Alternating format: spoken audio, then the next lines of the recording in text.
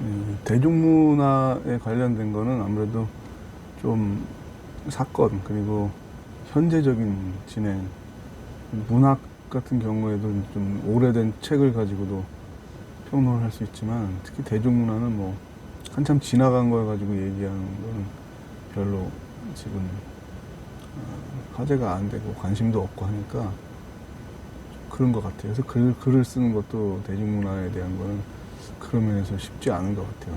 특히 논문으로 쓰는 거는 어려웠다는 생각을 계속 하게 되는데요. 오늘도 어떤 뉴스를 봤냐면 뭐 우리나라에 일어난 일이잖아요. 지금 뭐 가외 앱으로 알게 된 또래 여성을 만나서 살해를 했는데 살해 동기가 뭐냐 계속 추궁을 했는데 오늘 얘기를 했잖아요. 이제 범죄물을 보면서 살인을 직접 해보고 싶어서 했다. 그러니까 뭐 죽임을 당한 여인이 뭐 뭘 잘못해서 보복을 하거나 아니면 무슨 뭐 돈을 노리고 한 그게 아니고 그냥 범죄 드라마를 계속 보다가 나도 한번 해봐야지 를 했다는 거예요. 물론 이건 정상적인 사람이 아니다. 뭐 건강한 사람이 아니다. 그렇죠. 그렇게 말할 수 있는데 자, 또 얼마 전에 우리나라에서 청소년이 건물에서 뛰어내리면서 죽는 거를 남자친구로 보이는 그 남학생이 핸드폰 카메라로 촬영하면서 있었다가 도망갔다 뭐 이런 또 기사를 봤어요.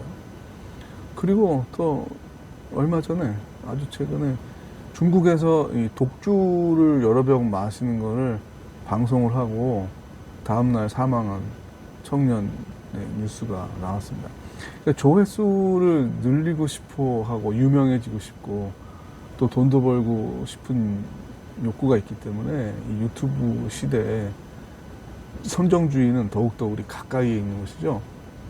광고를 기획하는 그런 광고 회사나 뭐 그런 기업에게만 이런 선정주의가 있는 게 아니라 문화상품 전반에 선정주의 또 뉴스에까지 깔려 있는 것 같아요. 그래서 이 센세이셔널리즘, 선정주의는 자극적인 뉴스를 보도해서 예전에는 판매 부수고 지금은 이제 조회수죠. 조회수가 많아야 이제 광고가 붙는다. 이런 현실 속에서 몰라도 되는 범죄들도 완전 뭐 잔혹한 범죄도 그렇게 상세히 묘사하고 모방 범죄라는 게 있으니까 그렇게 알릴 필요 없는데도 알리고 하는 것도 다른 나라에서 일어난 엽기적인 살인 사건 또 성폭행 이런 것들을 굳이 뭐 우리 국민에게 그렇게 알려야 되나 싶은 그런 생각이 들어요. 근데 어쨌든 이 문화도 일종의 환경인데 우리가 식품에 대해서는 예전부터 소비자 운동을 해서 뭐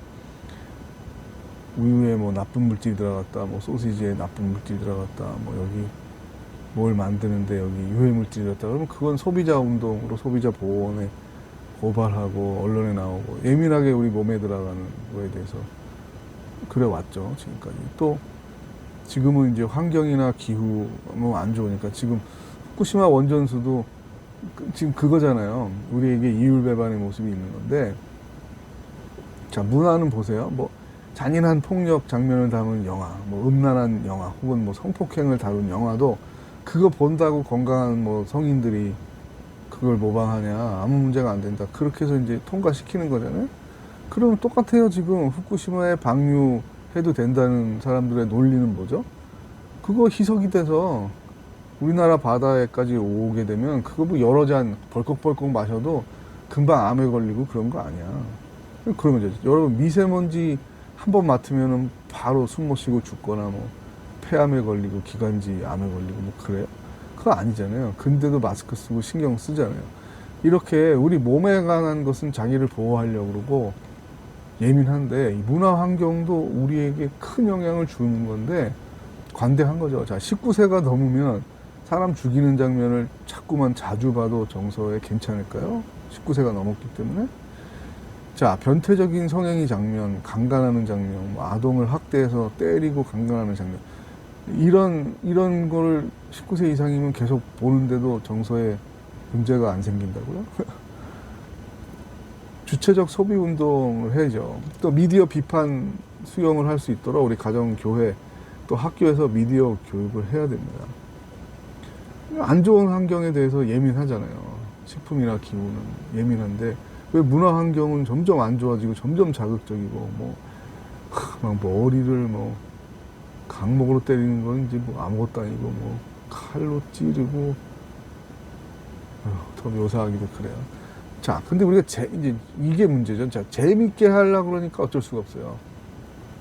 밋밋하게 하면 자극이 없으면 순하게 영화를 만들면 재미없다고 안 봐요. 이게 이제 영화 생산자들의 기획자들의 또 뉴스도 마찬가지겠죠. 밋밋한 보도를 해서는 조회수가 안 오고 굉장히 자극적인 거. 그래서 거짓 뉴스들도 나오는 거잖아요. 아무 개가 뭐뭐해서 죽었다. 어느 연예인이 자살했다. 이런 것까지도 참 그래요. 교회에서 저도 이제 수련회 때 영화를 청소년이나 청년들한테 종종 보여줘요. 근데 이제 많은 청년들이나 청소년들이 항의식의 질문하죠. 언제 싸워요? 이게 왜 어디가 재밌어요? 이게 왜 명화예요? 따지듯이 묻는데 이제 훈련이죠. 그것도 이제 보는 관점.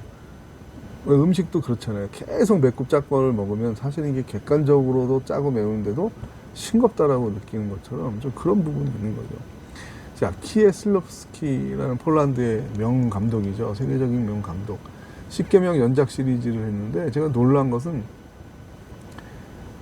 상당히 우리 지금 식으로 말했을 때 재밌는 그런 영화들이 아니에요. 되게 심각하고 또 슬프고 충격적이고 혹은 우리를 돌아봐야 되는 반성을 요하는 거니까 아유 설교 같은 영화를 왜 보지. 그러나 사실은 이게 잘 만든 영화들이고 재밌어요. 재밌어요. 또 폴란드 국영 TV에서 했는데 물론 수십 년 전의 일이지만요. 그때 사람들은 좀 다르다는 거죠. 입맛이 다르지. 이게 재밌다. 시청률 최고를 기록했어요. 막 싸우는 영화, 자극적인 성행이 나오는 영화보다 이 영화 시리즈가 오히려 더 재밌다고 봤어요. 재밌는 부분이 꼭 우린 사람을 죽여야 되고 야한 장면이 나오고 그래야만 재미있나요? 그건 아니잖아요. 그걸 우리가 잘 훈련이 되고 자꾸 습관이 되고 그래서 어렸을 때 좀 순한 거를 봐야 돼요. 빠른 거, 광고도 빠르고 애니메이션도 빠르고 애들이 너무 빠른 거를 보다 보니까 느리게 진행되고 순하고 이런 거는 재미없다라는 선입관을 갖게 되는데 사실은 재밌는 게 아니라 자극적이니까 깜짝깜짝 눈과 마음이 놀래다가 시간이 빨리빨리 가는 거죠. 그거에 익숙해진 걸 우리가 재밌다라고 말하는 거죠. 이 살인하지 말진이라는 사람이 이제 1시간 40분 정도 영화인데 사람이 2명 죽어요. 그것도 2명 죽는 장면은 되게 짧아요. 하나는 주인공인 가해자가 택시 운전사를 죽이는 거고요. 그 다음에 잡혀가지고 이 주인공이 사형 당하는 거예요. 이렇게 둘이 죽어요. 제목이 살인하지 말진이래요. 근데 예를 들면 다이하드 이런 영화나 뭐 다른 어떤 조폭 영화들 보면 얼마나 많이 죽어요. 근데 특히 악인들이, 그러니까 주인공과 시청자가 동일시되면 이제 주인공을 괴롭힌 나쁜 놈들을 소위 이제 막 잔인하게 죽여도 우리가 괜찮다는 동의를 갖게 되잖아요. 그 재미로 보는 거잖아요. 스트레스가 막 해소된다고. 근데 사실은 가해자든 피해자든 사람을 죽이고 때리고 강간하고 성폭력이 일어나고 이거는 재밌는 게 아니라 안 좋은 거죠. 비극적인 일이고 고통스러운 기억이고 안 좋은 건데 그렇게 우리 삶에 대한 반성이 일어나는 게 아니라 이걸 재미로 처리를 해야 되니까 자꾸 문제가 생기는 거죠. 재미로 처리가 하다 보니까 그 심각성은 없고 분노했을 때 이렇게 하는 게 정당하게 되는 게 머리에 이제 학습이 되는 거잖아요. 그래서 우발적인 사고들이 많이 나게 되는 거죠. 자극적인 성행위 장면을 많이 보면은 내가 원래 그러려고 그런 건 아닌데 강제적인 성행위로 일어나는 거고 또 10대들, 20대 초반 결혼과 상관없이 임신하고 낙태하고 이런 일들이 계속 일어나는 건 19세 이상이면 어른이라 다 스스로 판단하고 괜찮다. 건강한 사람이 뭐가 문제가 있느냐. 이렇게 합리화해서 계속 이런 자극적인 선정적인 생산물들을 대량으로 지금 유통하고 있는 문화 환경이잖아요. 고기를 타게 구우면 발암 물질이 생긴다 그러죠. 막 고깃집에 가면 다들 가위로 막 이거 탄 걸 자르느라고 막 그러는데 그런 열심처럼 우리 환경에 대해서 민감할 수 있어야 돼요.